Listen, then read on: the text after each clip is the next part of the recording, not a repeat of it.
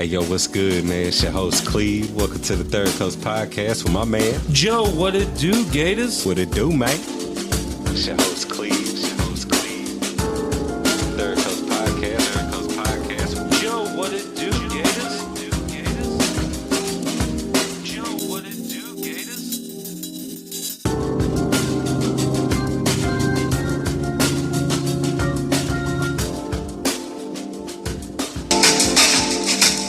Better and better each time because it's like he's real intense. So Felice Johnson is being interviewed now, right? Right, as of currently. And he's being interviewed on YouTube, is it? Yeah, like you can find it on YouTube. Oh snap, we live. Yeah, man, shit. the Felice Johnson, the booty warrior. Started off early. What's up, Cleve? How you doing this afternoon, bro? Man, I'm doing pretty good. You know, it's always good to be back on the show. Just went to do some dad things for the day. And how about yourself? How you been doing? Oh, doing good. I took some time and had some dad time.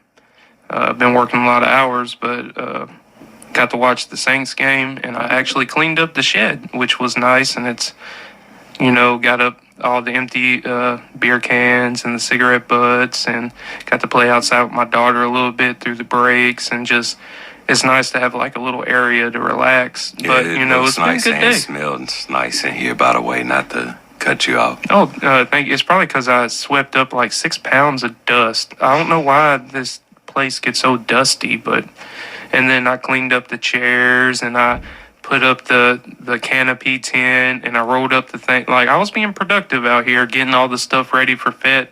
Got everything nice and lined up and stored underneath the basketball goal. And Nice. if that's a thing, nice stored.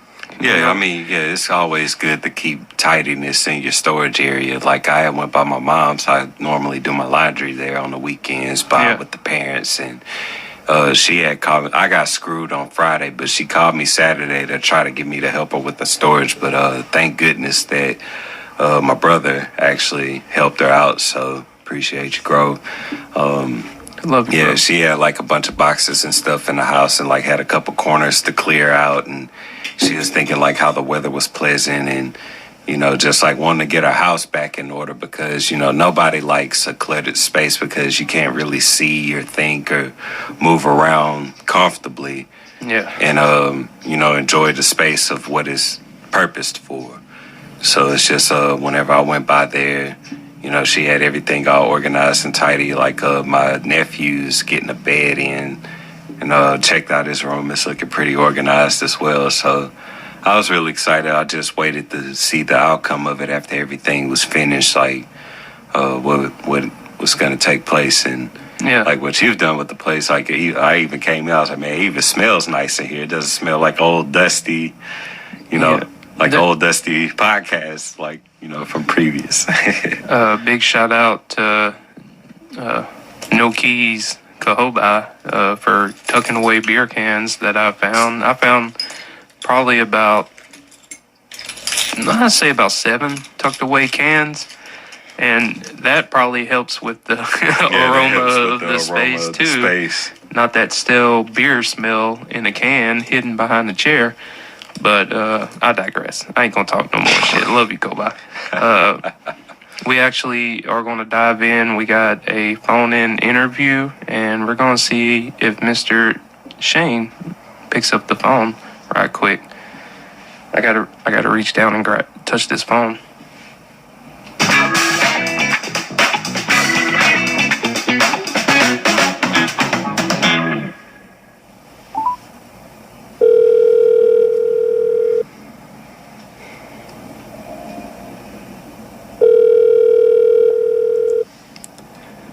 I can't wait till we have the episode where no one answers. Hello. Oh, instantaneous. Yo, what's good, Shane? Welcome to the podcast. How you doing today?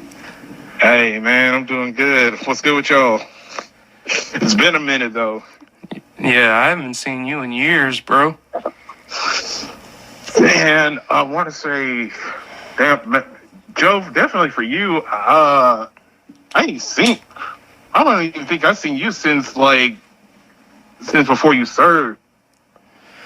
Oh, that's been like fucking 13, 14 years ago. Jeez. Damn. That ain't a good sign. We need to link up then. That's been too long already. I know, man. Like, I was recently down for my son's birthday, but yeah, I don't think you knew, but I've got a son now. Oh yeah, man. How old's your son now, if you mind me asking? He just turned 1 last month, August 11th. Oh, congratulations. Congratulations. Happy belated birthday. Thank you, man. Thank you. Oh yeah, no problem. Yeah, it's Kobe actually got a new addition into the group this month. Well, in August actually. I forget the date, but I have the picture. But yeah. Tell that man I said congratulations. Oh yeah, most definitely. I'll let him know. Yeah, definitely let him know. But how you been overall though? It's like, yeah, it's the same with Joe. Like, you ain't seen Joe in like years, and I had contacted you earlier. I was like, man, it's been like, at least 9 or 10 years since like we last seen each other, hung out at like the time we had went to the show at the House of Blues, the Veil of Mine show in Periphery. The Summer Slaughter 2012. Yeah, the Summer Slaughter 2012. It's like, it's like the last time like we really hung out. But I've seen you like once or twice before that. But just like where you been at these days? Like, could you share with us like some of the area like you've seen like since we last seen you in the last 10 years? Yeah. At that time, I was living in a town called Kaufman, which is about 30 minutes from Dallas, but I moved to Seagoville, which was like right on the Dallas border, the Dallas Kaufman County borderline. Okay.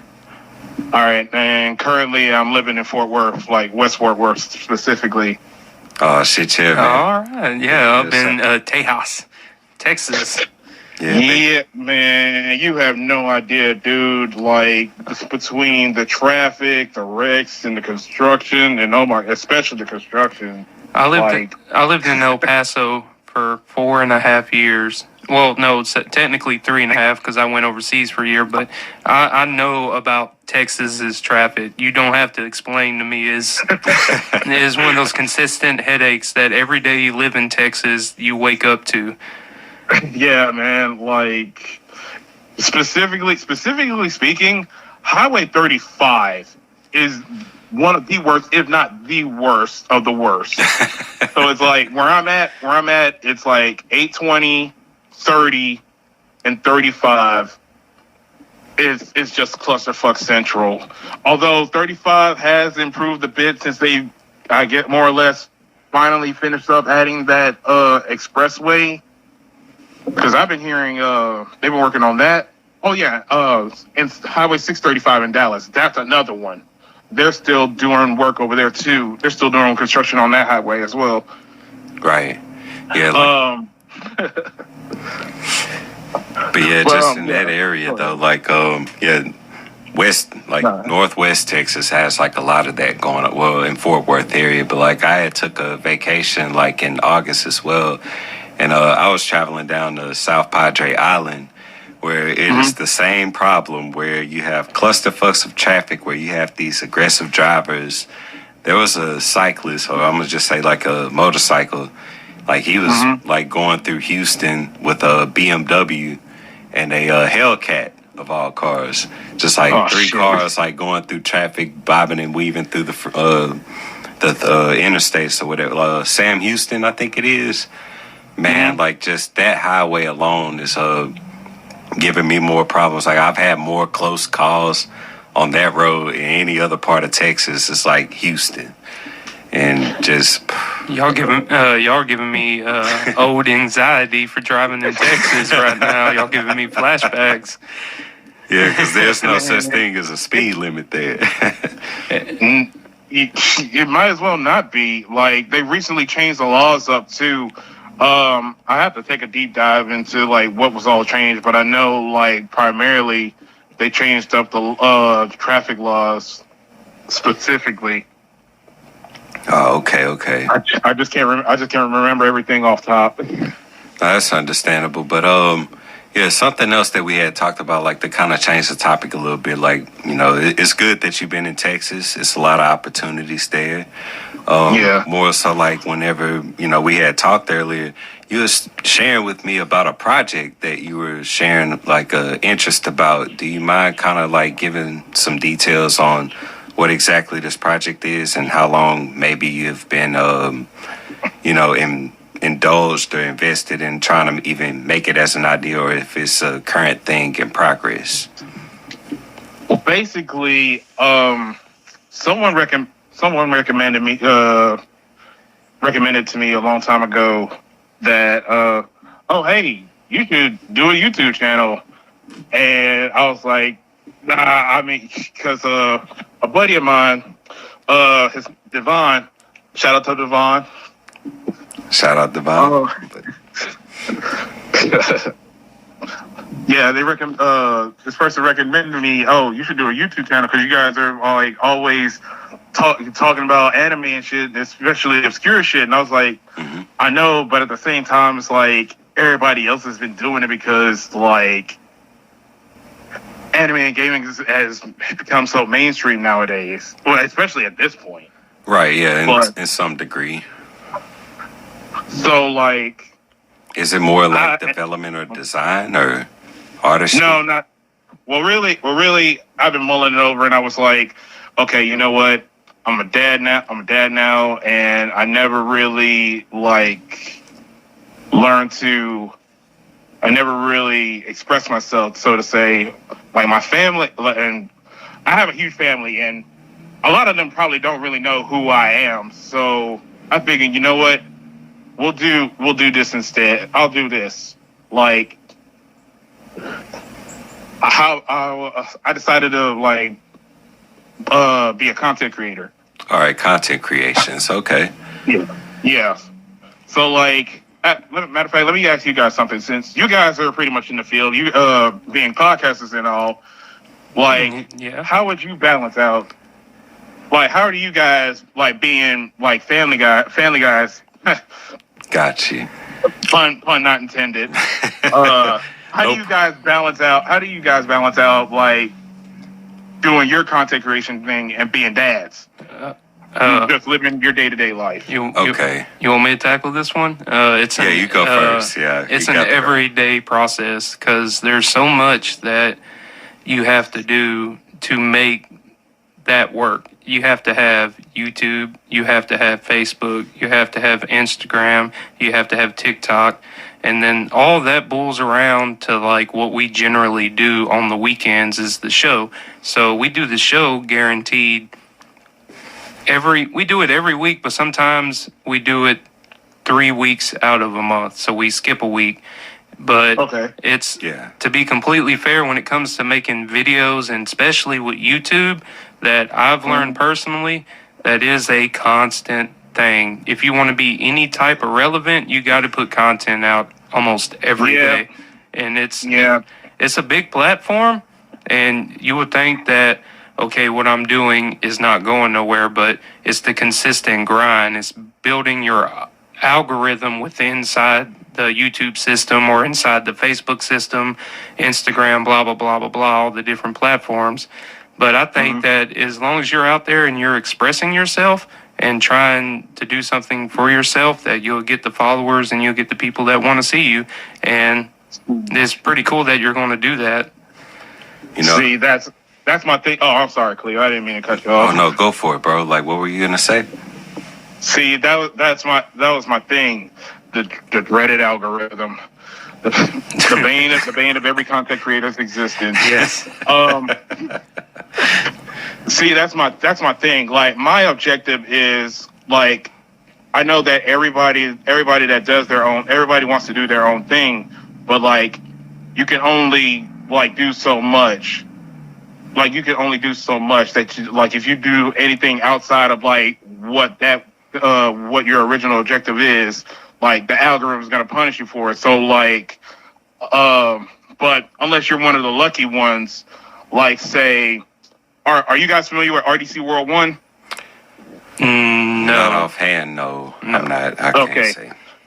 Okay, they're big. They're a big YouTube group. So like they do skits of anime, and then they also do like basketball sports skits. Okay. So like guys like that, they can be lucky to pull that off. So my objective is like I have three objectives of like that I want to accomplish. The first being documenting teaching myself guitar. Like I've been wanting to learn guitar for years. Right. I even bought my own 7-string. I remember that. I saw something you was cleaning it up.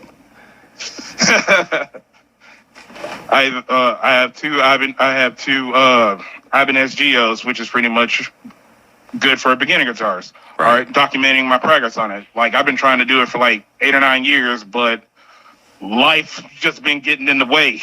That was the side I was gonna bring up too, like on the other side of the the logistics of YouTube, its guidelines, what it would take to conquer the algorithm in a real perspective, like in a sense where life is always challenging us with these certain set of goals where we're trying to make it to the next month or the next year successfully with minimal stress, because there will be stress.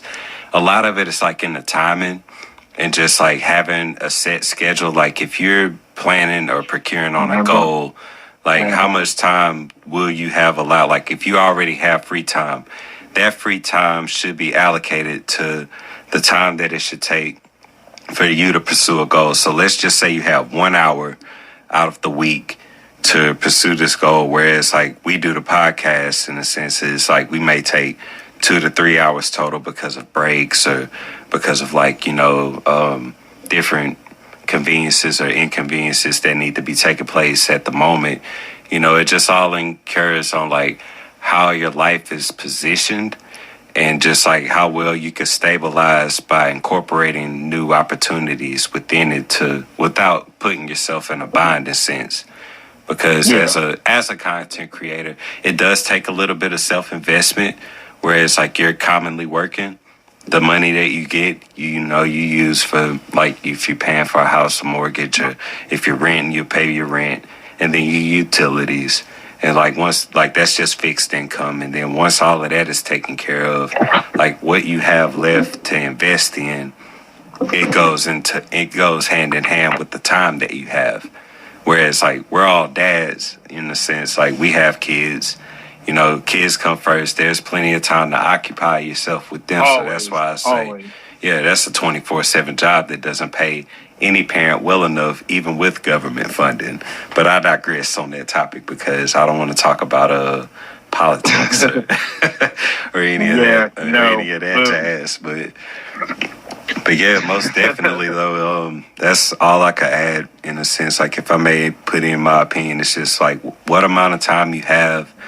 Whereas, you work, you come home, you're a dad, you need rest. And then just like if you have an off day, like I would more ensure my free time on my off days, like after I do my laundry, spend my time with my family. And then on my downtime where at max you should have like 4 hours of downtime as any functioning unit in a family. Right. Like every person needs at least 4 hours to themselves. And the 4 hours that I use for this, so everything else that I work for in the week take care of itself. So at the end of my downtime, I'm rewarded with these comforting conversations that we're having right now. So as a content creator, you have the rewarding time of, embellishing your thoughts, free thinking, free flowing, forming, however you need to reach that. So, Shane, is your YouTube channel up and running right now, or is this like an idea where you're building content to produce said channel? I'm in the process of building it right now, trying to like get everything organized. But if there's some challenges, like my current job, I work at a local pharmacy. Shout out Perone Pharmacy. Yeah. So what I'm basically doing is I deliver hospice medication to patients who are pretty much like at the end of their life cycle, or I'm just delivering to people who are just in need. I'll deliver to homes, and I'll deliver to nursing homes. And I work nights, so I'm doing 6 to 2 o'clock.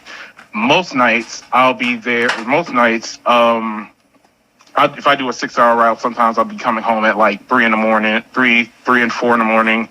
And my on-call nights, I could pretty much be going. I'll be gone all night, so I'm driving all over the DFW area, and sometimes even beyond that, just delivering meds. So like, I'll come home, crash, and take my son and to the daycare, which conveniently enough, my fiance it works at. So Right. I have a bit of an edge.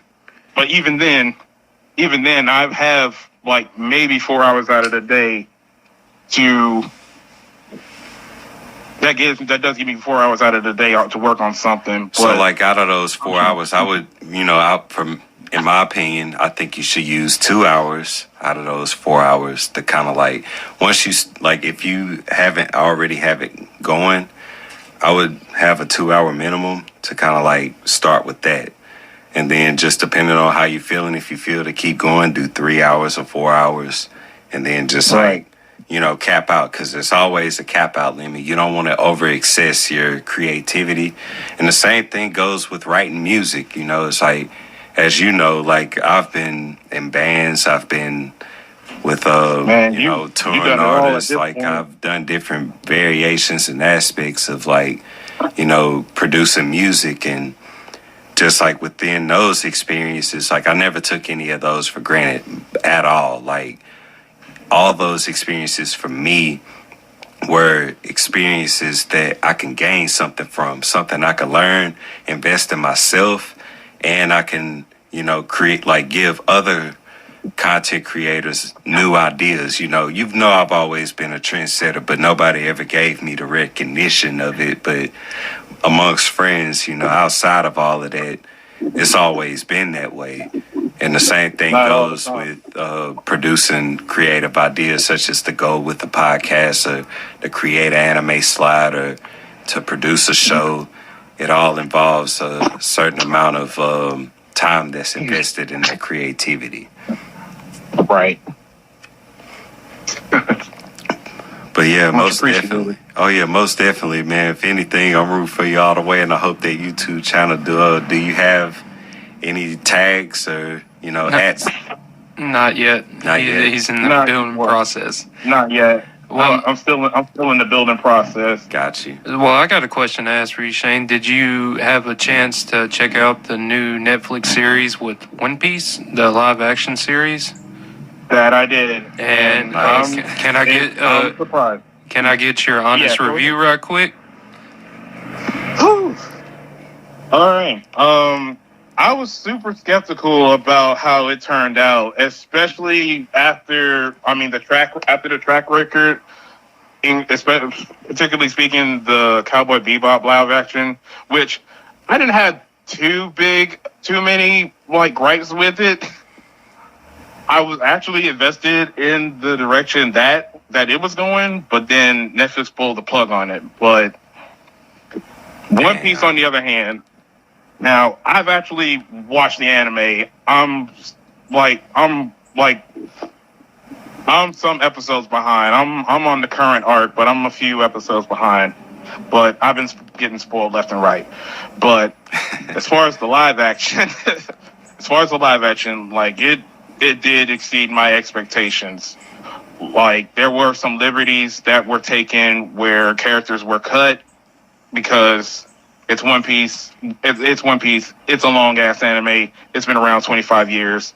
Were going to be some cut corners, but with Oda Sensei like being requested or wanted to make sure that everything is being done right, I can appreciate that. And the cast members shown that they love and care about the series.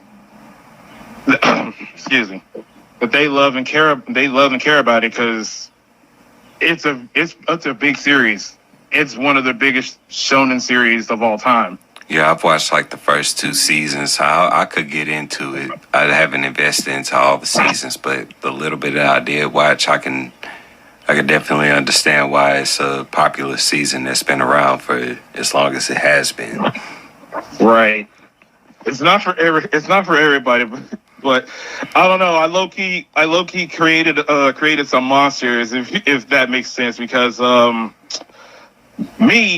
me personally, I started like when it first came out in '99. I think the anime came out in '99 or 2000. Yeah, I didn't know it was that old. Yeah, it's been 25 years. It's been That's a minute. crazy. Yeah, to have one show run for that long is an impressive feat alone by itself. It's actually not the only one. Like Case Closed is another, but that's another good one.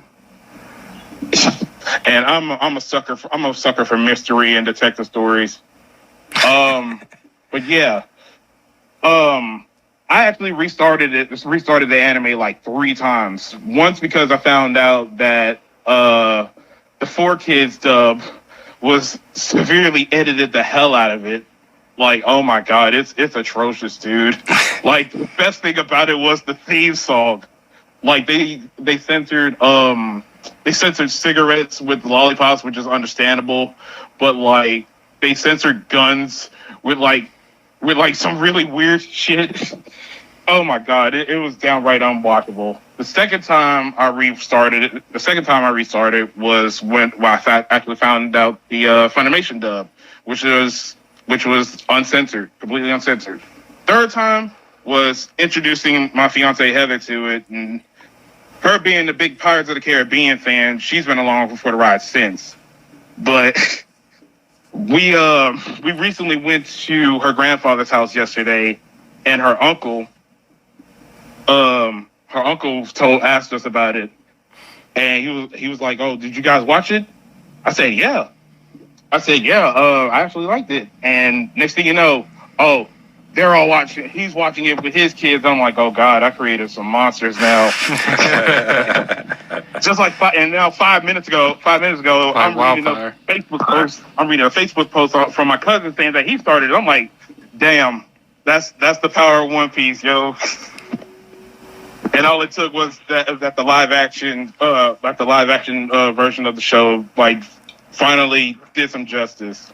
Now to be fair, it didn't necessarily break the curse, because there's a lot of people saying that One Piece broke the curse when there's a number of series that got live action adaptations that did it justice. For example, Rurouni Kenshin, if anybody remembers that. Yeah, I remember Rurouni Kenshin. I like that anime. Yeah, I like the fighting animes mostly. Yeah, same here, dude. Same here. Like swords and gunslinging, but continue. Excuse me. But yeah, I appreciate the fact that hopefully Netflix will take a few pages and take some notes from this, especially because we got Avatar: The Last Airbender being adapted into live action without their writers, without the original creators. Mm-hmm. Being behind the scenes, making sure everything's done right. And then we got Yu Yu Hakusho right behind it. So here's hoping that they take this into account, that get people that love and care about the series, and you got no problem adapting it into live action. Right. Well, we hate to end this call so soon with you, Shane. I know you're out in Tejas doing a lot of big things. Most definitely. I'm trying, man. I'm trying. Oh yeah, but yeah, if anything, just keep going, bro. Like, if anything, there's always the goal ahead, even if it's high or low. And you just gotta keep trying, bro. That's like we talked about that earlier. Man, I appreciate it, and I'm first time family, man, dude. Oh yeah, Part of me still can't believe that it's actually happened to me of all people, because it's like, I know the feeling. everybody, like, family's been asking me, oh, hey, when you're gonna have a kid, Shane? When's your time coming up? I'm like, funny story. Before I go, when we found out Heather was having a baby, I had the smart ass idea. to have a onesie made for him, and it was Rick when he got turned into Tiny Rick. Oh yeah, Rick and Morty. Rick from Rick and Morty. Rick and Morty. Yeah, I shit you not. We still have this onesie today. We have two onesies. One of her coworkers from the daycare actually made this onesie.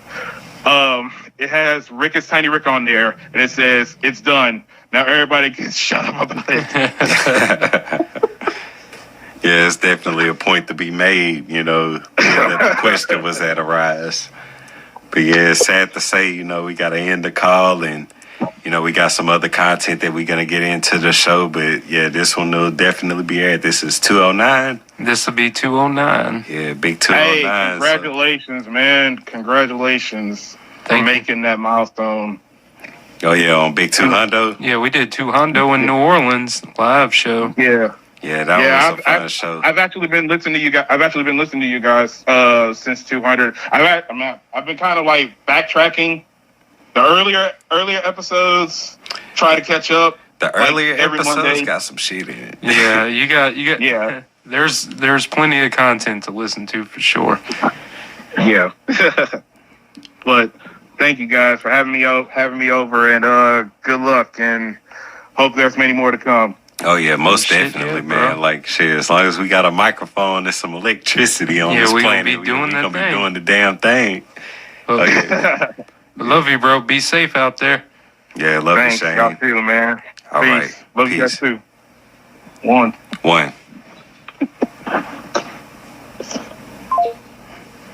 All right, you guys. That was beloved guest Shane Johnson, fresh out of Fort Worth, Texas, ladies and gentlemen. Hopefully, y'all had some good times listening to the conversation. But we'll be right back. We'll take like a little 5-10 minute break.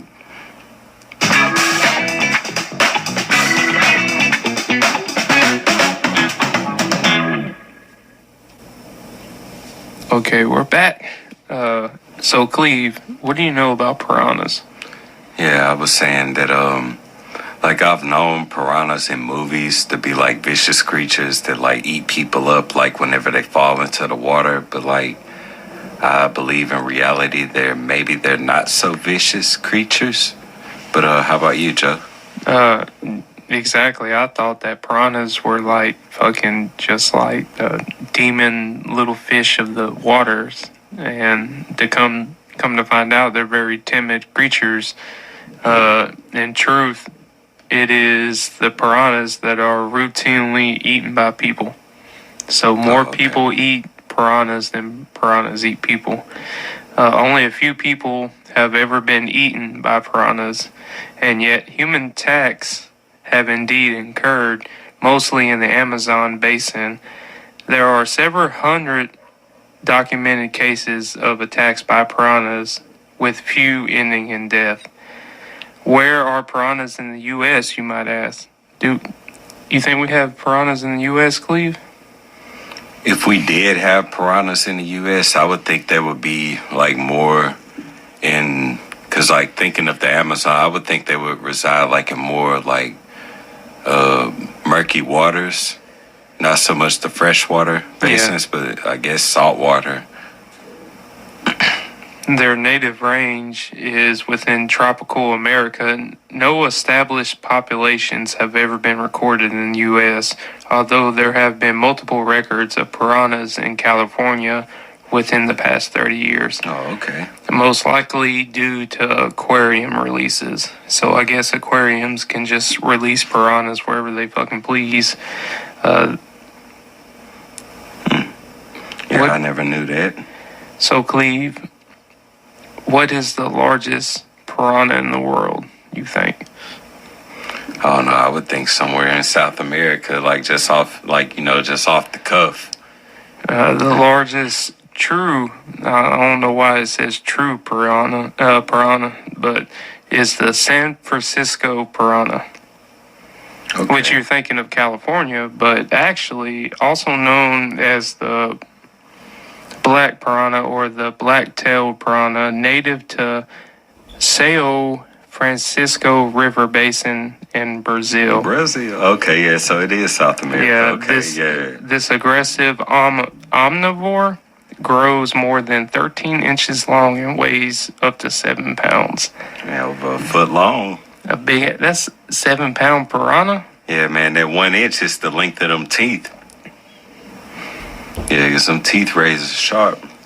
So, Cleve, if you would eat piranha, how do you think you would eat it?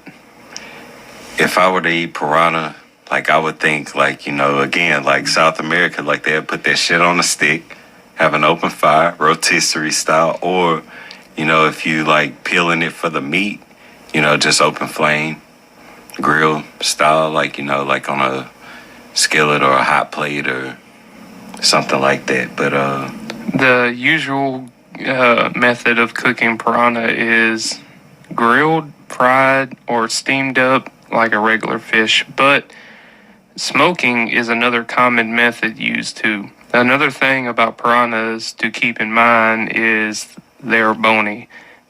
These fish have a lot of tiny needle-like bones, so make sure you pick all the bones out before you eat them. You know what that reminds me of? Perch. Yeah, perch. Like when you eat perch. Yep.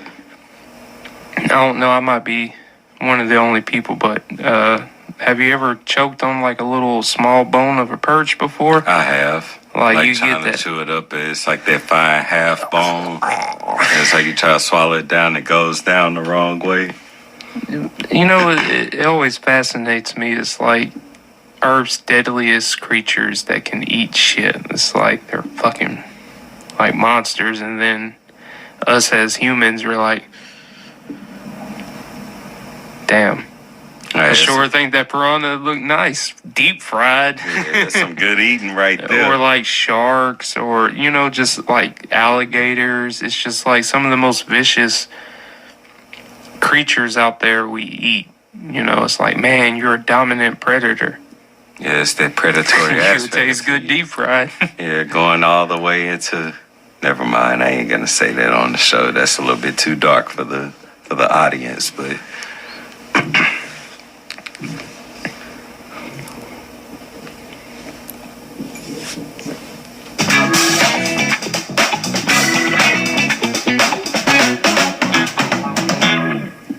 Before we dive into Artist of the Week, you got any words of wisdom over there, Cleve? Oh, geez, you put me on the spot over here. I guess my words of wisdom, as I always said before on the previous episodes, have faith. Even if things seem unsure of, the outcome whenever you're traveling, whenever you're trying to set a goal and get things done, and you don't quite see the possible outcomes at that time, just make sure that that you keep enduring those things, because in the end it's as long as you keep going, things can overturn for a better outcome, and it takes a little bit of faith to do that. So that's my words of wisdom. How about you? My words of wisdom is hold on to every little moment, because at the end of the day, when you're real old and you can't move that well, the memories, hopefully they stick with you, and make sure you make lots of them, because you only have one life to live. So make lots of memories. Oh yeah, most definitely. So our Artist of the Week, which I'm really excited for, because we actually get to interview Miss Dusky Waters at Fête du Void 2023. If y'all ain't bought y'all's tickets yet, make sure you buy your tickets at www.fetdevoid.com, and make sure you check out Third Coast Podcast on all major streaming platforms: Instagram, Facebook, TikTok. iHeartRadio, RIP to Stitcher, and shout out to Amazon Music that puts us out there, Spotify that puts us out there, Podcast Republic that puts us out there, and everybody that tunes in every week to make the show possible. But Miss Dusty Waters will be at Fed the Void for the first time, and she will be on the Avon stage, which is kind of cool because I helped put the roof on that. And Dusty Waters is a project founded by singer-songwriter Jennifer Jeffries. Dusty Waters enchants listeners with angelic layers of melodies and stories told through soulful lyricism. Dusty represents the most magical time of the day, and Waters describes the Mississippi, oh, that Mississippi, from which she draws strength and inspiration. She grew up on the traditions of gospel and folk music in Little Rock, Arkansas. Sorry, guys. You can actually get a ticket for that shit if you say it wrong. Her childhood interest in piano blossomed into a close relationship with guitar and eventually the love affair with the banjo, which I had Joe Cleve showed her music that y'all can check out on YouTube is just like, wow, it's like that band to play the banjo though. Good music. The banjo is it's kind of like accordion around here, like you find someone that plays the accordion, you're like, fuck, that's dope. But when you find someone that plays the banjo, you're like, fuck, that's dope. Right. And but yeah, I digress. I'm sorry. In her early 20s, she moved to the Delta region in North Louisiana and began writing songs influenced by her royal beauty and the struggles of being a young and relentless soul in a small town. And this song that y'all are about to hear is Pass It On by Dusty Waters. And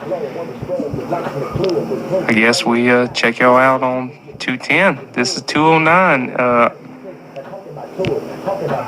It's great. I love you, Cleve. Love you too, Joe. I love everything we're doing together and love everybody that's a part of the Third Coast podcast community. But for Third Coast, I'm Joe. What it do, Gators? And it's your host, Cleve, man. What it do? And we out. Go down, Moses. Pass it on. Take